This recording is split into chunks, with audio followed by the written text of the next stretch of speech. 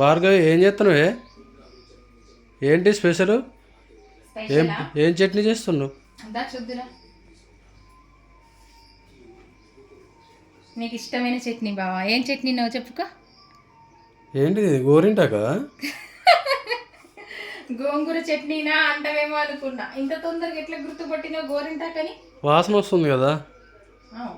ఇట్లా కూడా ఏర్పాటు చేస్తావా నువ్వు? ఉమ్, గోరింటాకే. ఇగో గంగా గోరింటాకు తీసుకొచ్చి ఇచ్చింది. అక్క గోరింటాకు పెట్టుకోవట్లేదు ఈ మధ్య, నువ్వు అసలు ఎందుకని. అయితే నువ్వు తీసుకొస్తేనే కదా నేను పెట్టుకునేదని చెప్పిన. ఇగో గోరింటాకు తీసుకొచ్చి ఇచ్చింది. ఈరోజు మిషన్ వర్క్ అన్ని పనులన్నీ కంప్లీట్ అయిపోయినాయి. మిషన్ వర్క్ ఈరోజు పక్కకు పెట్టేసి గోరింటాకు అయితే పెట్టుకోవాల్సిందే బాబా. ఇవాళ చాలా రోజులు పెట్టుకోక. ఎంత బాగా వండుతుందో చూడు. ఉమ్, అయితే దీంట్లో నేను కాసు చింతపండు రెండు వేసిన. అవునా? కాసేస్తే బాగా వండుతుందంట, అమ్మమ్మ చెప్పింది కదా మొన్న. అప్పటి నుంచి కాసేస్తున్నా. మరి మీరు గోరింటాకులో ఏం వేస్తారో నా కామెంట్ బాక్స్ లో కామెంట్ చేయండి. చింతపండు వేస్తారా, నిమ్మకాయన, పెరుగున, కాసున, టీ పొడి కూడా వేస్తారు గోరింటాకులో. మేము టీ పొడి కూడా వేసేవాళ్ళము.